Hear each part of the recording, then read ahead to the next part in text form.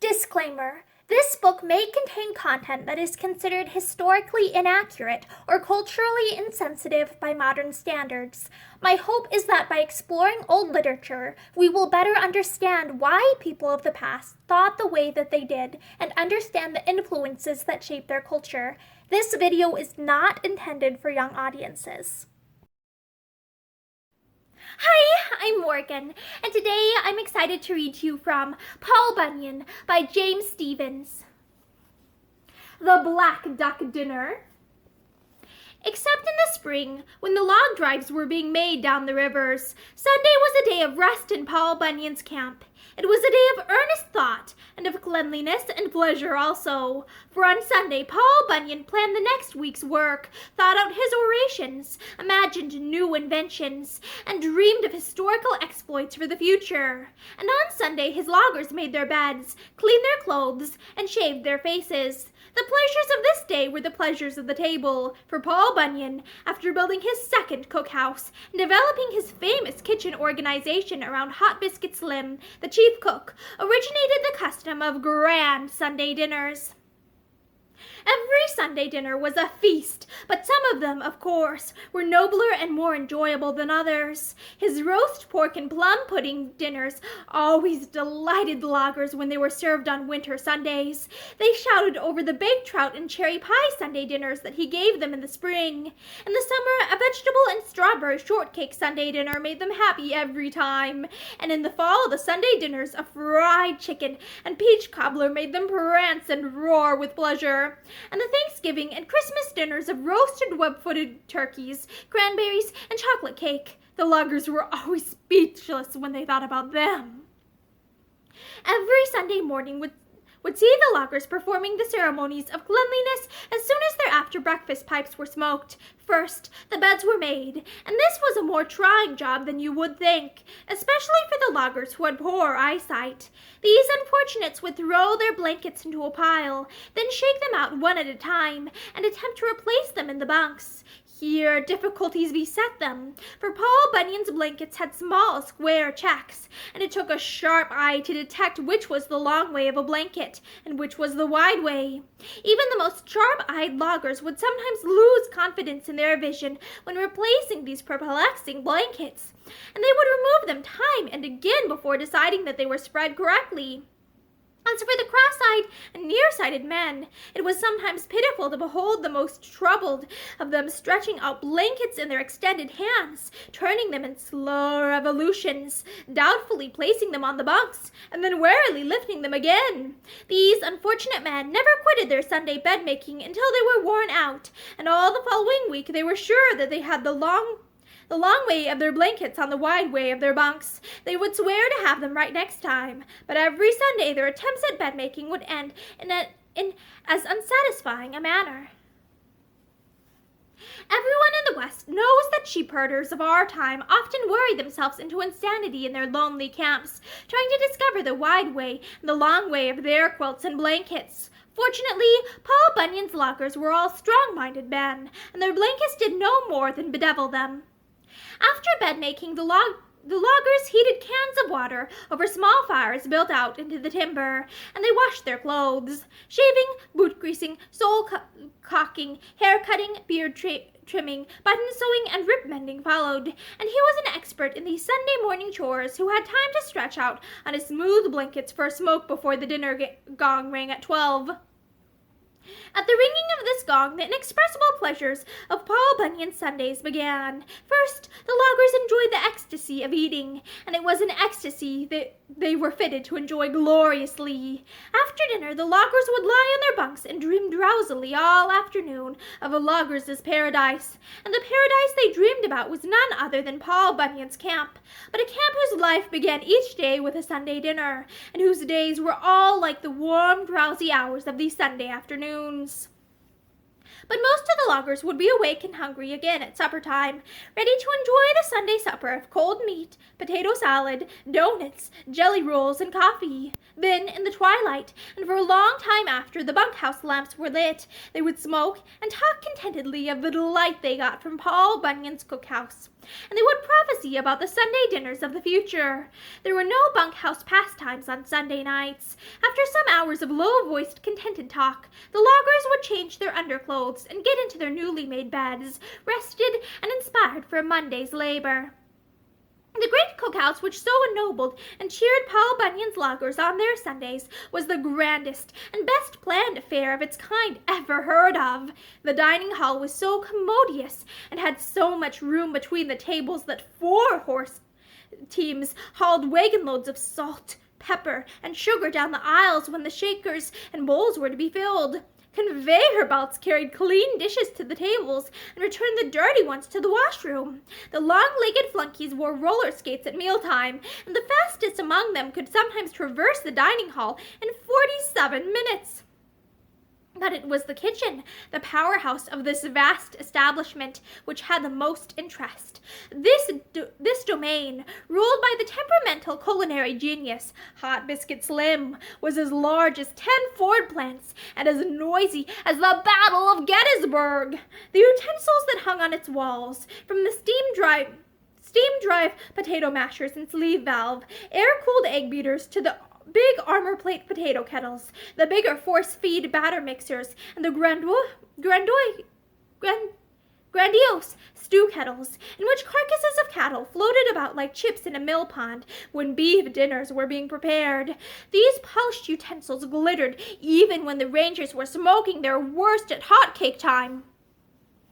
Paul Bunyan had devised the monorail system for this kitchen, and overhead cranes rattled about at all hours, carrying loads of dishes from the dishwashing department to the serving department, loads of vegetables and meats from the supply department to the preparations department, and loads of dressed food from the preparations department to the finishing department. The dishes were washed on a carriage like the log carriages of modern sawmills. The head dishwashers jerked levers that threw heaps of dirty dishes from the conveyor belts to the carriage. Then the carriage was shot forward until the dishes struck a sharp-edged stream of soapy water that had dropped 100 feet. The clean dishes were bucked off on live rolls, and the head dishwasher shot the carriage back for another load. Some of the clean dishes were run through dry kilns, and others were piled for air drying by Swede dish pilers who wore leather aprons and mittens and could pile 60,000 dishes per pair in 12 hours. A list of the marvels of Paul Bunyan's kitchen would fill a book as large as a dictionary. Elevators whirred between the kitchen and the vegetable bins, and a wide subway held 4 tracks that led to the fruit and vinegar cellars. A concrete chute carried the coffee grounds, eggshells, and other waste to the kitchen yard, and from morning till night it roared like a mail race. Billy Puggett, boss over the scraper gang, often had to work his mules and men 14 hours a day in order to keep the kitchen yard clean of coffee grounds and eggshells. Paul Bunyan's loggers had little understanding of the tremendous organization that was required for the operation of such an establishment as the cookhouse. They thanked old Paul for feeding them so well, and they agreed that Hot Biscuit Slim was a powerful good cook.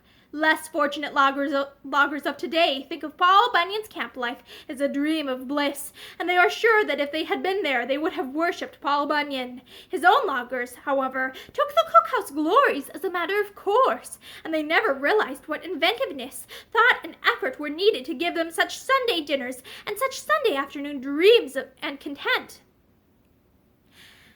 Nor did Paul Bunyan expect shouted praises and thanks from his loggers. He gave so much to them because he expected much from them. He worked his men 12 hours a day, and, had they thought about it, they would have been astonished by any idea of working less, and they would have been perplexed by any other scheme to ease their lot. If there were not to be great exertions, they would have asked why their sturdy frames, their eager muscular force. If they were not meant to face hazards, why was daring in their hearts?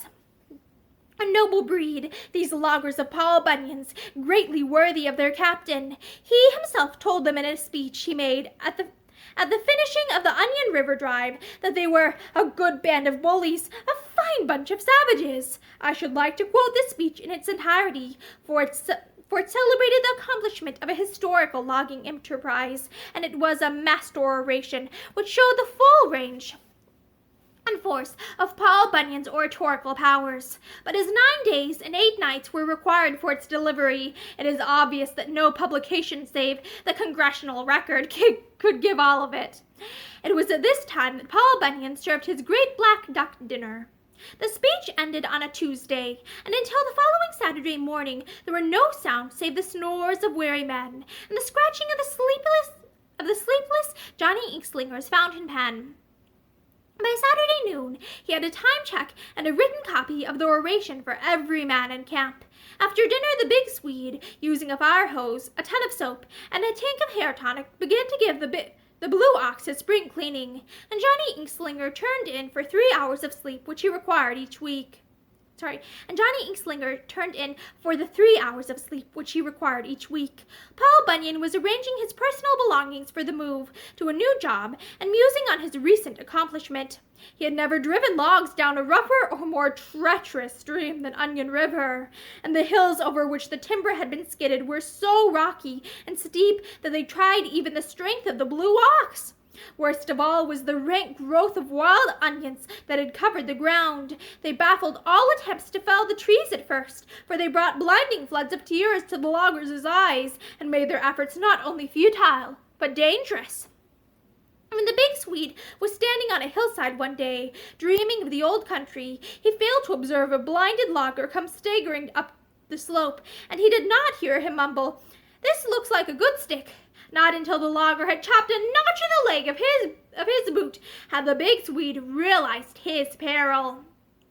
Paul Bunyan, baffled by such incidents, was about to abandon the whole operation when the alert Johnny Inkslinger heard of the failure of the Italian garlic crop. He quickly made a contract with the Italian government, which sent over shiploads of laborers to dig up the wild onions and take them home as a substitute for the national relish. When this had been accomplished, it was possible to log off the country.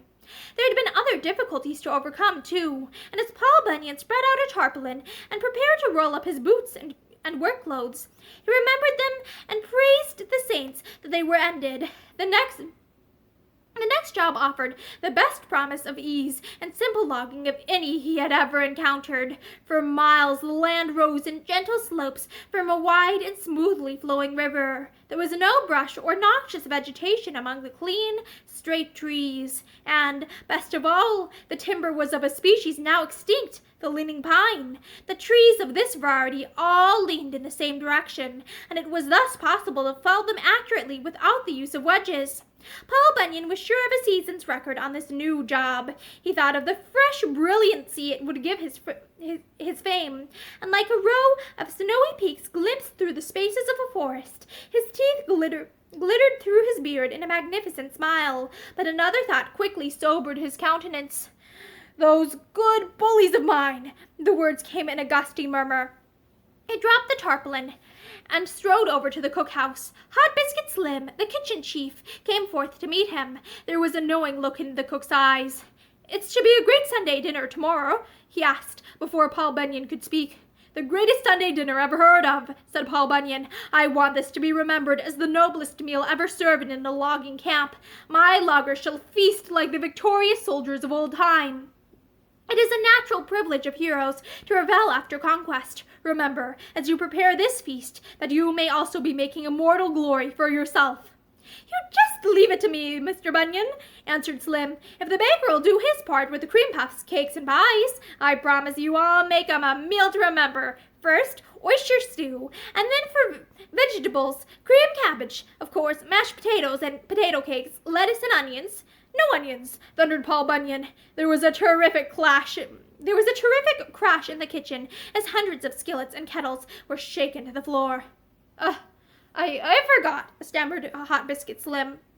"Well, anyway, there will be oyster soup, vegetables, sauces, puddings, hot biscuits, and meat and dumpling stew, and mulligan stew, and There will be dripping roast, all tender and rich seasoned. Oh, the meat that I'll give him, the meat. He paused sharply, shivered as though from a physical shock, and misery glistened in his eyes.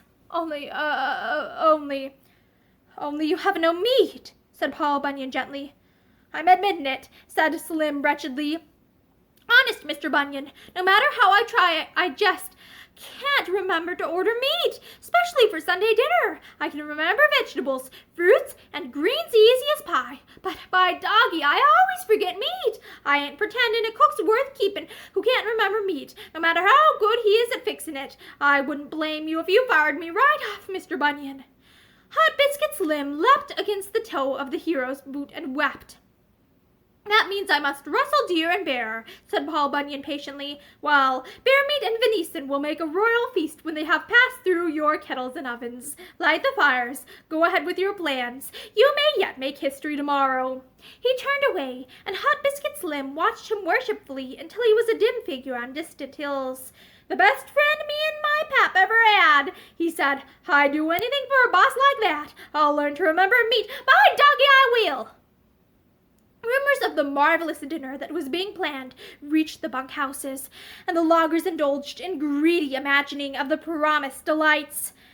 The day went slowly. The sun seemed to labor down the western sky. Before it sank soft clouds obscured its light, bringing showers and early shadows. At the approach of darkness, Paul Bunyan began his return march to the camp. He was vastly disappointed by the meager results of his hunt. Although he had gone as far as the Turtle River country, he had snared but 2 deer and 3 small bears. These only filled a corner of one pocket of his mackinaw, and they would provide but a mere shred of meat apiece for his men. Paul Bunyan did not feel that he had done his best. He was not one to rest on feeble consolations. As he journeyed on, he was devising other means to carry out his plans for a memorable and stupendous feast. And here he was within an hour of the camp. The big Swede was unconsciously outlining the solution of the problem for him. The big Swede went to the stable some time after supper to see that Babe was at ease for the night.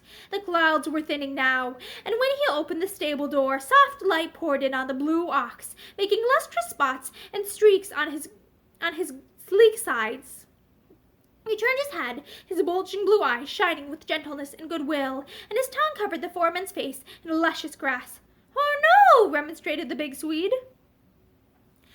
As he solemnly wiped his drenched face, he sniffed the fragrance of Babe's breath and stared with a feeling of envy at the clean, glowing hair. When he had finished his inspection and left the stable, it was evident that he was wrestling with some laborious problem. His whole face was tense with a terrific frown. His memory groped among the shadows of some distant happening. He scratched his sides vigorously and breathed deeply the air, sweet with the odors of washed earth. The purity of the spring weather, the fresh cleanliness it gave the world, and the aroma and sleekness of the blue ox had brought the big Swede to face his own sore need of a washing. He dreaded it as an ordeal, an exceptional and hazardous undertaking, and for that reason he wished that he might accomplish it immediately. He wandered aimlessly on, tormented by an unaccustomed conflict of the soul and flesh, and at last he came to the edge of a cliff. He stared in surprise at the appearance of a lake below. He could not remember so large a body of water near the camp, but the big Swede had no room for more than one emotion at a time, and a violent resolve now smothered his surprise. "Yeah, I do him new," he muttered. He disrobed swiftly and ran to a rock that jutted from the cliff. Swinging his fists, he leapt twice into the air, and the second time he flung himself outward in a magnificent dive. His body made a great curve, and then, head first, he plunged downward, but there was no tumultuous surge and splash of waters as a climax of the splendid dive. Instead, the big Swede's head struck white canvas with a dull, rending impact, for he had mistaken Paul Bunyan's tarpaulin for a lake. The force of his plunge drove him through the canvas and half buried him in the soft earth underneath. His arms were imprisoned, but his legs waved wildly, and his muffled bellow shook the earth. A prowling logger saw what seemed to be shining marble columns dancing in the moonlight, and felt the ground trembling under his feet. "It can't be," he thought bravely. Just then the big Swede made another heroic effort to yell for help, and the logger was shaken from his feet. He jumped up and ran to Johnny Inkslinger with an alarming tale of dancing ghosts that shook the earth. The timekeeper, after sharpening 27 lead pencils to use in case it was necessary to make a report on the spot, started with his medicine case for the place where the logger had directed him. When nearly there, he remembered that he had failed to bring his 10-gallon carboy of alcohol, which, next to Epsom salts, he considered the most important medicine in his chest. He ran back for it, and by the time he finally reached the big Swede, the unfortunate's bellows had diminished to groans, and his legs waved with less and less gusto. After thoroughly examining and measuring the legs, Johnny deemed the proof positive that they belonged to the big Swede. Then he got busy with paper and pencil and figured for half an hour. According to the strictest mathematical calculations, he announced, the big Swede cannot continue to exist in his present interred, or to be exact, half-interred condition. Consequently, he must be extricated. I've considered all known means by which this may be accomplished. I've figured, proved, and compared results, and I've arrived at a scientific conclusion. I direct that the blue ox and a cable be brought here at once. When the loggers had obeyed this command, Johnny made a half-hitch with the cable around the big Swede's legs, which were waving very feebly now, and in 2 seconds, amid a monstrous upheaval of dirt and a further rending of the canvas, the big Swede was dragged out. For a few moments he spat mud like a river dredge. Then the timekeeper proffered him the 10-gallon carboy of alcohol. It was drained at a gulp, and then, with aid from Johnny Inkslinger, he was able to stagger to the camp office. When Paul Bunyan reached the camp, the big Swede was lying on his bunk, bundled in bandages from head to foot. Johnny Inkslinger was still busily attending him. Bottles of medicine, boxes of pills, a keg of Epsom salts, rolls of bandages, and surgical implements were heaped about the room. The timekeeper gave a detailed account of what had happened, and then Paul Bunyan questioned the victim, who answered briefly, "I John Inkslinger gave his chief a voluminous report of the big Swede's fractures, sprains, and contusions. He is also suffering from melancholia because he is still unwashed," said Johnny, "but I think I'll restore him. I've dosed him with all my medicines and smeared him with all my salves. I'd have manipulated his spine, but, confound him, he strained his back, and he threatens violence when I touch it. But I have many formulae and systems. He shall live." "Surely," said Paul Bunyan, a man is the hardest thing to kill there is." Knowing that the big Swede's wounds were nothing in comparison with the ones which he had received in the Dakota battle, Paul Bunyan worried no more about his foreman. He stepped from the camp office, plucked up a young pine tree, and brushed his beard, thinking again of his unrealized plan. He remembered the wordless dejection of Hot Biscuit Slim on receiving the scanty supply of deer and bear meat. He determined that the Sunday dinner should yet be as he had planned it. Otherwise, it would be a bad augury for great achievements in his new enterprise. He thrust the tree into his shirt pocket and walked slowly towards his outdoor headquarters, pondering various schemes that came to mind. When he reached the white sheet of water, he was astonished by its deceptive appearance. It had a silvery glitter in the moonlight, for its surface still held the moisture of the showers. Small wonder, thought Paul Bunyan, that the big Swede had dived into it. Never was a lake more temptingly beautiful, or seemingly more deep. He was gazing at the torn canvas and the huge cavity made in the ground by the big Swede, when he heard a great chorus of shrill and doleful voices in the sky. He looked up and saw an enormous host of black ducks in swerving flight. They had lost their way in the low-hanging clouds at dusk, and now they were seeking a resting place. Here, thought Paul Bunyan, is a noble offering of chance. Was a black duck more acute than the big Swede, that the bright, moist canvas would not deceive him also? And once deceived, would not the ensuing dive be fatal? Wasn't a black duck's neck of more delicate structure than the big Swede's, and wouldn't it surely break when it struck the tarpaulin? This variety of black duck grew as big as a buzzard, and here they were so numerous that clouds of them darkened the moon. Now, to deceive them, Paul Bunyan could mimic the voices of all the birds of the air and all the beasts of the fields and the woods, save only that of the blue ox, who always replied with a jocular wink when his master attempted to simulate his mellow moo. In his moments of humor, Paul Bunyan declared that he could mimic fish, and one Sunday when he imitated a mother whale bawling for her calf, the loggers roared with merriment for 17 hours, and were only sobered then by exhaustion. His voice had such power that he could not counterfeit the cry of a single small creature, but only the united cries of flocks and droves. So he now mimicked perfectly the chorus that rang mournfully in the sky, and at the same time he grasped the edge of the tarpaulin and fluttered it gently.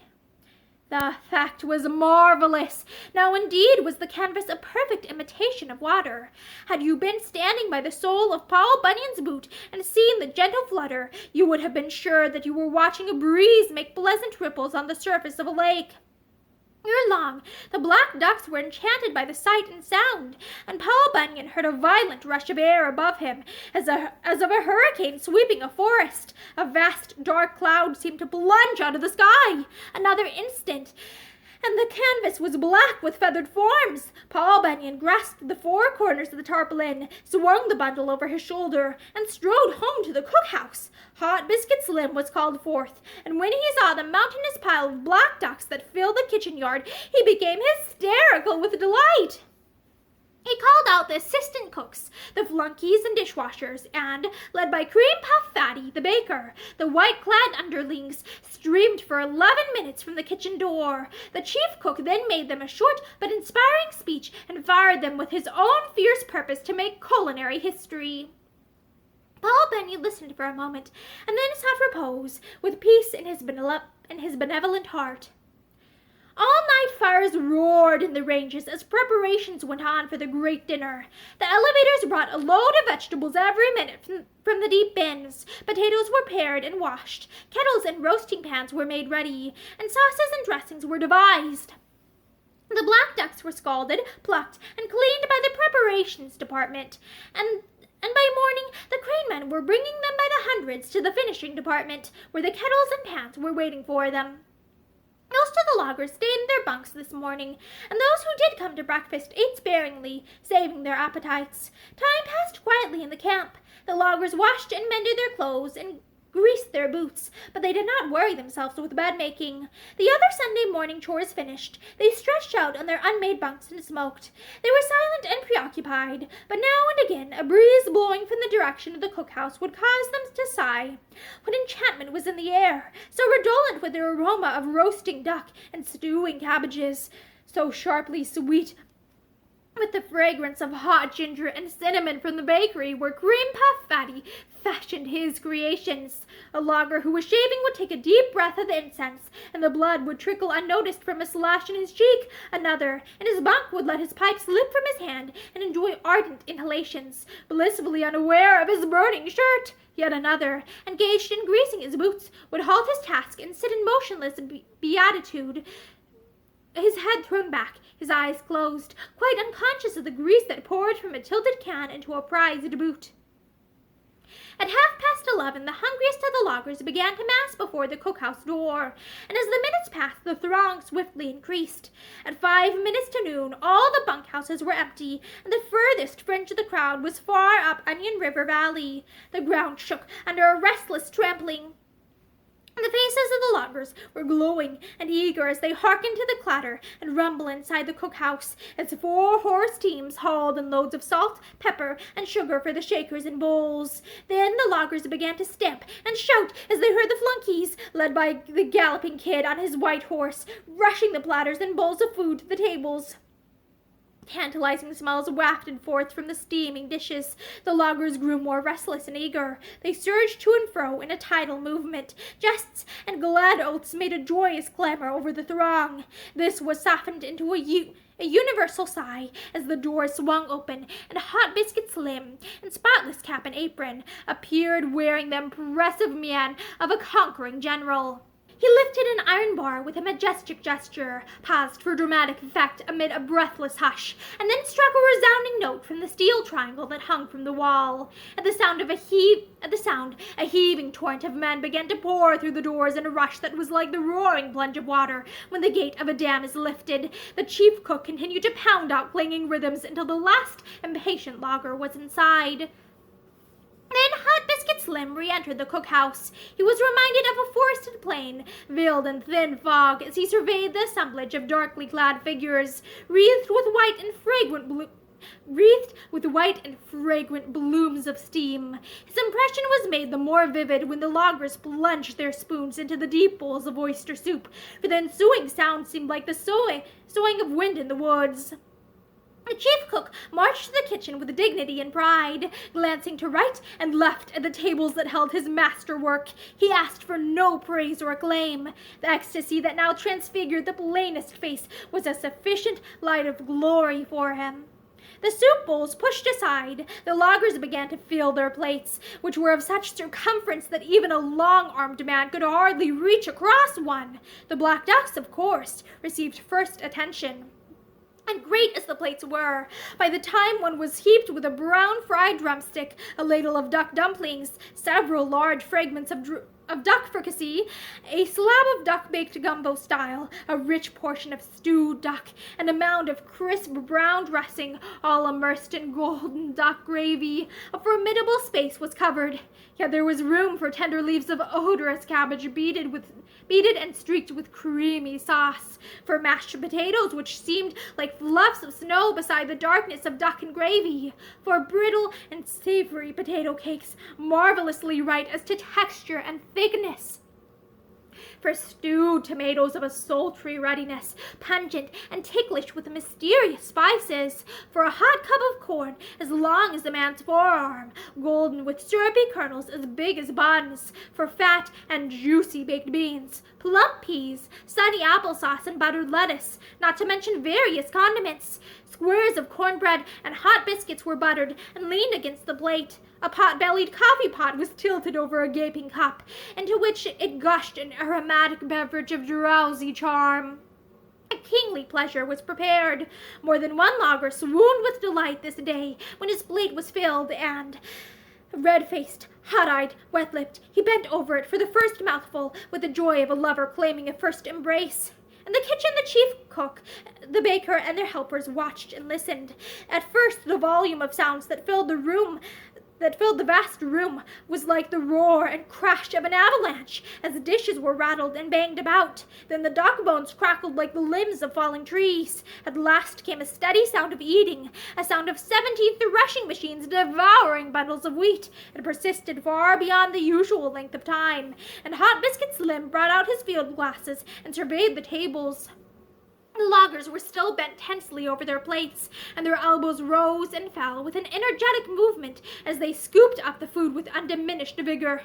"Still eating duck?" marveled Hot Biscuit Slim. There won't be more'n able to smell my cream puffs," said the baker enviously. The loggers ate on. They had now spent twice their usual length of time at the table. Each plate was in a dark shadow from tall rows of slick black duck bones and heaps of corn cobs. But, "Still eatin' duck," reported Hot Biscuit Slim. That no one might see his grief, Cream Puff Fatty moved to a dark corner. He was now certain that none of the loggers could have room for his pastries. They ate on. They had now spent 3 times their usual length of time at the table. The baker was sweating and weeping. He was soaked with despair. Then, suddenly, "They're eating cream puffs!" cried Hot Biscuit Slim. Cream Puff Fatty could not believe it, but a thrill of hope urged him to see for himself. True enough, the loggers were tackling the pastries at last. On each plate, cream puffs the size of squashes lay in golden mounds. As the spoons struck them, their creamy contents oozed forth from breaks and crevices. Stimulated by their rich flavor, the loggers ate on with renewed gusto. They had now stayed 4 times as long as usual at the table. Other enchantment still kept them in their seats. Lemon pies with airy frostings, yellow pumpkin pies strewn with brown spice specks, cherry pies with cracks in their flaky crusts through which the red fruit winked, custard pies with russet freckles on their golden faces, fat apple pies all odorous with cinnamon, cool, snowy cream pies, peach cobblers, chocolate puddings, glittering cakes of many colors, slabs of gingerbread, sugar-powdered jelly rolls, donuts as large around as saucers, and as thick through as cups, and so soft and toothsome that a morsel from one melted on the tongue like cream. So enduring were the flavors of these pastries that the loggers consumed them all. Cream Puff Fatty and Hot Biscuit Slim solemnly shook hands. There was glory enough for both of them. At last, there were no sounds at the table save those of heavy breathing. The loggers arose in a body and moved sluggishly and wordlessly from the cookhouse. They labored over the ground towards the bunkhouses as warily as though they had just finished a day of deadening toil. Soon Onion River Valley resounded with their snores and groans. At supper time, when Hot Biscuit Slim rang the gong, Cream Puff Fatty stood by his side. This was to be the supreme test of their achievement. For 5 minutes the chief cook beat the triangle, and then a solitary logger appeared in the door of a bunkhouse. He stared at them dully for a moment, and then staggered back into the darkness. This was indeed a triumph. Great as other feasts in the cookhouse had been, never before had all the loggers been unable to appear for supper. This was a historic day. Cream Puff Fatty and Hot Biscuit Slim embraced and mingled rapturous tears. It was their high moment. They would not have traded it for all the glory that was Greece and the grandeur that was Rome. They had intimations of immortality. For 5 weeks the loggers lay in a delicious torpor, and then Johnny Inkslinger brought them from their bunks with doses of alcohol and Epsom salts. By this time, the big Swede had recovered from his injuries, and Paul Bunyan waited no longer to move his camp. The buildings, which rested on skids, were chained and cabled together, and the Blue Ox hauled them over the hills to the new job. Nothing marred the beauty of that summer. Stirring breezes blew all the days over the loggers as they felled the leaping pine trees in perfect lines on the grassy slopes. The Blue Ox waxed fat with the ease of his labor. Weeks passed without the big Swede having a serious accident. Dust gathered on Johnny Inkslinger's medicine case. Hot Biscuit Slim never once failed to remember meat, and a record number of logs were piled above the rollways. Paul Bunyan planned a great drive with prideful confidence that it would be the glorious climax of a historic season. But here fortune deserted him, for after driving the logs for 9 days and seeing an exact repetition of scenery 3 times, he had Johnny Inkslinger survey the placid river. The river was round, it flowed in a perfect circle, and Paul Bunyan had driven the logs 3 times over the same course. Nothing daunted, he thereupon determined to saw the logs and transport the lumber overland, and he erected his famed sawmill, which was 19 stories high, with each bandsaw and each circular saw running through all the floors. A description of the original machines and devices used in this mill would fill the pages of a mail-order catalog. It is needless to say that it operated perfectly. The only great difficulty Paul Bunyan had to overcome originated from the smokestacks. He was compelled to equip them with hinges and drawbridge machinery so that they could be lowered to let the clouds go by. And that is the end of The Black Duck Dinner from Paul Bunyan by James Stephens. Thank you for listening to this story with me, and I hope that you return soon for another one. Have a great day. Bye!